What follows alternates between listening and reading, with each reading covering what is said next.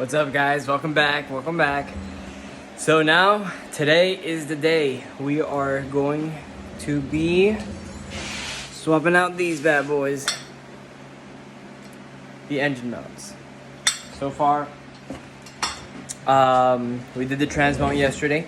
Very excited to see how it drives with the three of them now. So this is so far how I have this. Took the wheel well out, and here is who we're looking for. Let me see. Where is it? There it is. That black.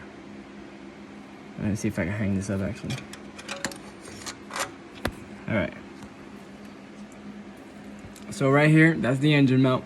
There is, I think, 3 bolts down there, and then 4 bolts up here. So they're 15 millimeters. This is gonna be the pain in the butt because there's so little space, and the real big problem is actually taking it out. So I'll let you know how it goes.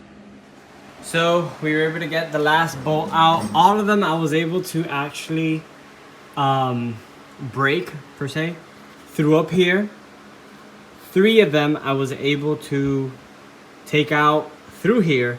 The last one, which is the one that goes all the way back here. This is one, the one behind it. That one, I needed to use a ratchet and a swivel and slowly, patiently just bring it out. But slow and patience is the key. This is definitely the hardest part. I had to remove the starter. This is where the starter is. The starter is actually right here. All right. Unscrewed this. I was able to take out the exhaust manifold heat shield. I only broke one, no big deal. So for sure now it's all wibbly wobbly in there and just, it won't come out. Like they literally made it so, hey, don't get it out. But let's see how it goes. And we got her out.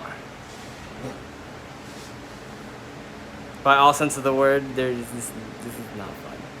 I've been at this, it is 7:30, I started around 5:30, maybe 5:15. 2 hours and some just for the driver's side. This is an accomplishment, I will say. But, so, this is how it looks right now. So things that you gotta take out the starter, you gotta take out the exhaust manifold heat shield, and you gotta take out the dipstick. The dipstick is super simple to take out. I completely missed that there was a bracket holding it up somewhere around there. It's a 15 millimeter, just gotta take it out and it just flies right out. So that was simple enough, and then this thing looked like a damn ballerina dancing around in there just trying to figure out a way how to take it out. So, we got it. Alrighty, and that's a wrap for this one. That's it in its natural habitat right down there. This is very tiring. You know, just gotta wrap it up, put all the dipstick, the heat shield, and the starter back on. And that is it for the passenger side engine mount.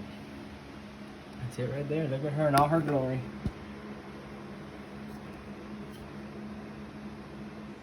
All right. So, passenger side is done. Now, time for the driver's side. Same crap. There's just more space now. There it is back there. Literally, same 7 bolts. Guessing it's gonna be a little bit easier. There's a little bit more space. I already took out the manifold heat shield. So let's just see what happens here.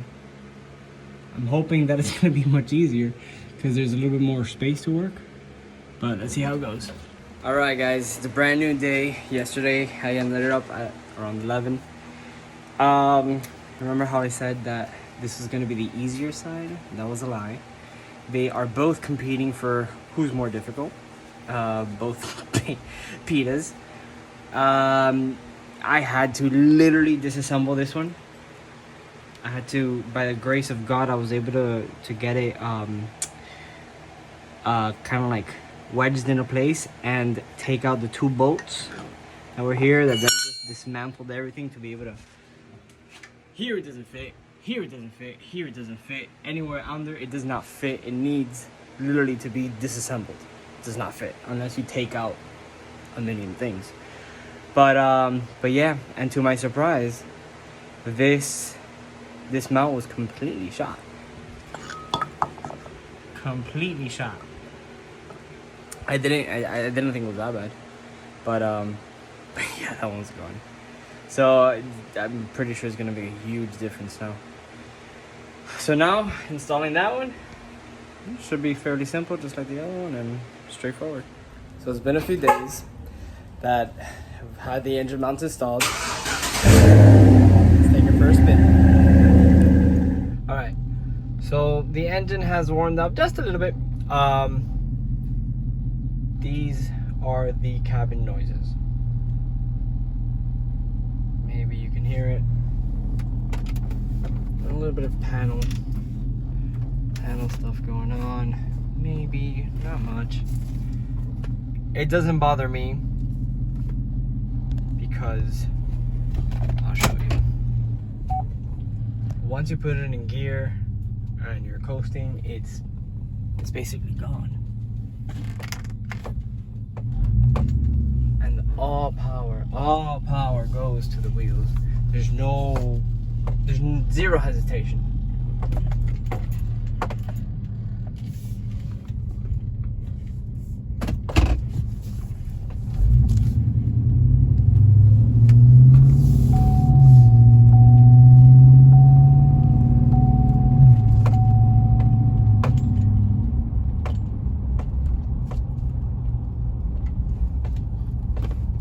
I think it feels really good.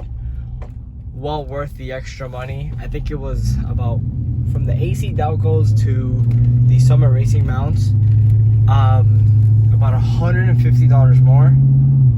I think it's well worth it considering the longevity of how much it lasts, how much longer it'll last versus the rubber ones that I've heard people say that they put it in and then 3 months go by and they're shot again. And that's not a job that you want to be repeating. I will say that. But yeah, I think it feels awesome right now, and I just can't wait to do so much more to this thing and get it, breathing better and just, projects. But yeah, hope this helps.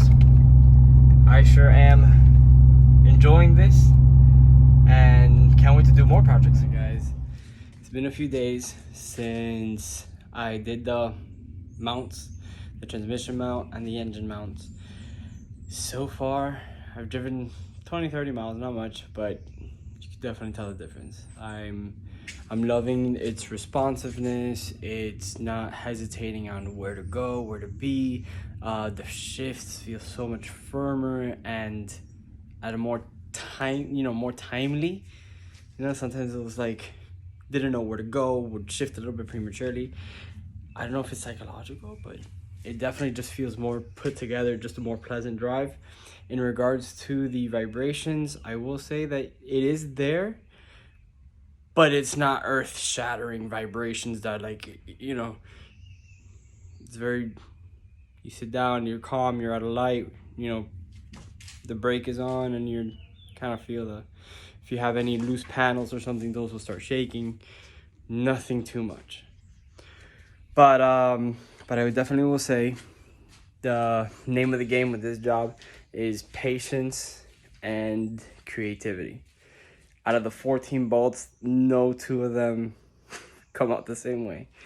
So it's just being creative, finding solutions, just being patient and not wanting to smash your front end with the breaker bar. So, but I did want to give a little recap of the tools.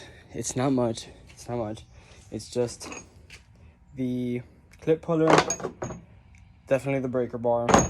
I used my 3 extensions, which is a 3-inch, a 6-inch, and a 12-inch. At times, I did use all 3 of them. The 15 millimeter was the star of the show. And the deep socket 15 millimeter. I use that one too for some of them. And other than that, there's just, you know, like the battery 10 millimeter, the starter, I think it's the 12 or the 14. Can't remember. I think it was the 14 for the starter. But if you got a kit, you know, you probably got everything. But yeah, this is very patience is the key for this job, but definitely well worth it. Thank you for Energy Suspension for giving me the part number. Definitely made a big difference. I've heard of people that literally they change out their engine mounts to poly and leave it because there has been no information on it. Energy part number 3.1129.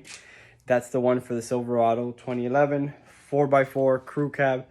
Most probably if you have an extended cab or single cab, it'll work too. Just I think that was the 4x4 issue. But yeah, it's still got a lot of projects, so tune in. All right, guys, peace. Forgot to mention earlier, one of the most important tools of this job is this guy, the swivel. And I saw that there's a tip for it that if you put a little scrunchie or a rubber band in the middle, it kind of like stops it from going all over the place. And not necessary, but to save your back, this guy right here, a little rolling stool with all the tools there, helps so much. My truck is lifted 3 inches, and it just made it so much easier to be able to sit down comfortably and do the job instead of kneeling or just hunching over like freaking Notre Dame. But yeah, guys, on to the next one.